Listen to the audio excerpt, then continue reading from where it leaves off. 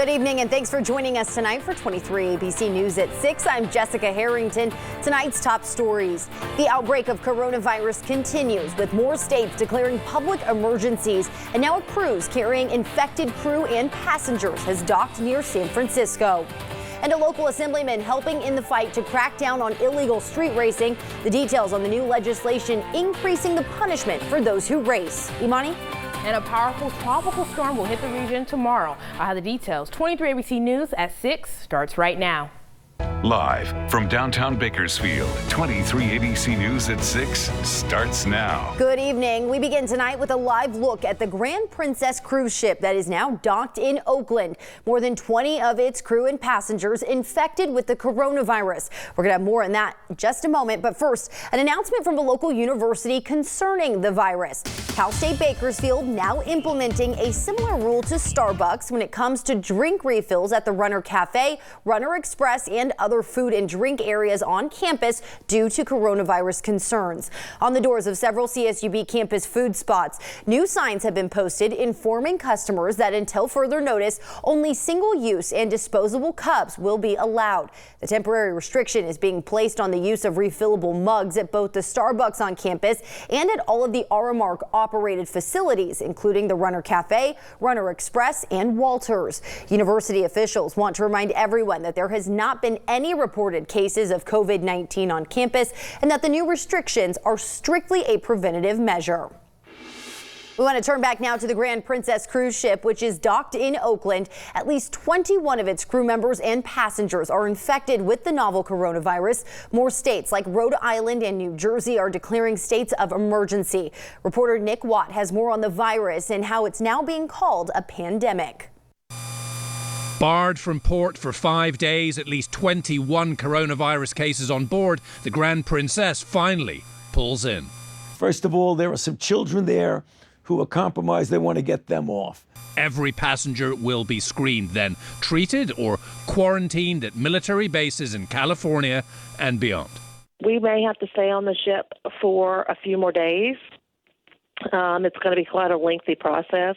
Meanwhile, off Florida, a sister ship, the Caribbean Princess, now under a no-sail order because 2 crew members were previously on ships with a positive case. Up in Washington state, where 19 have died at this nursing home and beyond, echoes of a nationwide concern that a lack of early testing hurt containment. Debbie, the Los Angeles mother, died, says they're still waiting on her test result. They said, well, tests were short. There was a shortage. The nursing home says all remaining residents have now been tested. Colleges and school districts in Washington state, California and New York, among others, closing classrooms. The Empire State now taking the initiative, using prisoners to manufacture up to 100,000 gallons of hand sanitizer a week. Because you can't get it on the market, and when you get it, it's very, very expensive. Last Monday morning, there were 89 confirmed cases in this country. Today, we topped 600. The virus now in more than 30 states. There's still a lot that's unknown about where this is going. Overseas, the picture even worse. In Italy, where more than 450 have already died, more than a dozen cities and nearly 16 million people now on lockdown. Those who leave risk 3 months in jail. A Missouri woman recently returned from Italy is presumed positive. The county health department instructed the patient and her family to self-quarantine. Saturday, her father attended a school event, the county saying they'll obtain a court order to enforce that quarantine if necessary. Here in Oakland, more potential positives now stepping ashore. I feel like the government really didn't have a plan and they're just making this up as they go along. That was Nick Watt reporting. Once the passengers are off, the 1,000 or so crew members will take the Grand Princess back out to sea. What happens after that remains unclear. 23 ABC and the Scripps national team will be airing a 30-minute special this Sunday at 6 p.m. Coronavirus, The Facts will address important concerns like potential economic impacts, and you will also see what it's like to have the virus and be stuck in quarantine. The Coronavirus, The Facts airs right here on 23 ABC this Sunday at 6 p.m. And right now we're just waiting for that storm to make its way through the area, but we're seeing a lot of cloud cover over the area. Right now we're at 67, 2 degrees warmer than what we saw 24 hours ago. We're not anticipating a big cool down with this storm, as it is a tropical storm and it's bringing warmer air with it. But there is a flash flood watch in effect for our mountain and desert communities. That pretty much covers Tehachapi, Fraser Park, down at the Grapevine, as this storm rain totals could reach a significant amount. So here's a look at tomorrow's pattern for the storm that we're anticipating. This low pressure system will move counterclockwise from the south of us in Los Angeles, where it's at right now, and will bring that heavy rain to our area. But our air quality for tomorrow will be in the good range. We have an AQI of 30, but the main concern is that heavy rain. But temperature wise right now, we're seeing high 60, 66 in Bakersfield, 62 at the Air Force Base, and 43 in Lebec, and 37 in Fraser Park. Here's a closer look at the next 3 days. We have 80% chance of rain for tomorrow. Temperatures will stay in the low 70s, high 60s by Wednesday. The storm will make its way out of the area by Thursday, but the impacts with this heavy rain could lead to flooding, mudslides, and rock slides, but we will be sure to monitor that, and I'll have your 7-day forecast coming up. Street racing has become a problem on the roads in and around Kern County. One assembly member is proposing an increase in punishment when it comes to catching people illegally street racing. 23 ABC's Leslie Gooden is in studio with how a new bill is aimed at keeping you safe while driving on the streets. Leslie? Yes, good evening. Assemblymember Vince Fong has officially introduced a bill that would address speed racing by allowing additional penalties for those who publicly are engaging in a speed contest or a motor vehicle showing excessive speed.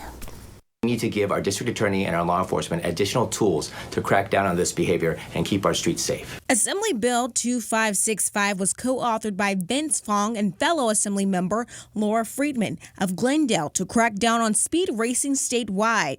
The bill allowing for drivers to have their license suspended for speed racing, even including actions such as engine revving and burning out vehicle tires in front of an audience to show off. Time after time, we've heard from constituents that have seen street racing growing on their streets. And unfortunately, we've seen the loss of life in Bakersfield. And so I've introduced this piece of legislation. According to the police, one of the lives lost to street racing was innocent bystander, 58-year-old Maria Navarro, on November 24th, and put her 2 grandchildren in the hospital. Her family says they hope something will be done about the street racing to prevent another tragedy. You know, so many people driving.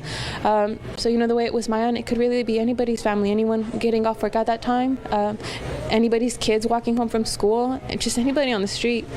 So, unfortunately, it was my own. Since the November crash, the Bakersfield Police Department launched a street racing operation to combat the legal trend, but would welcome a bill to help deter offenders. So it wouldn't change anything on the front end for us. Hopefully where it would have a better impact is deterrent from this kind of activity, so people aren't engaging in this because they don't want to lose their license. It's going to be more than just getting a fine or something else. So they lose their license, which is a costly thing. A lot of people need a license for employment.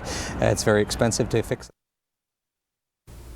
Under current law, street racing is illegal and penalties include driver license suspension.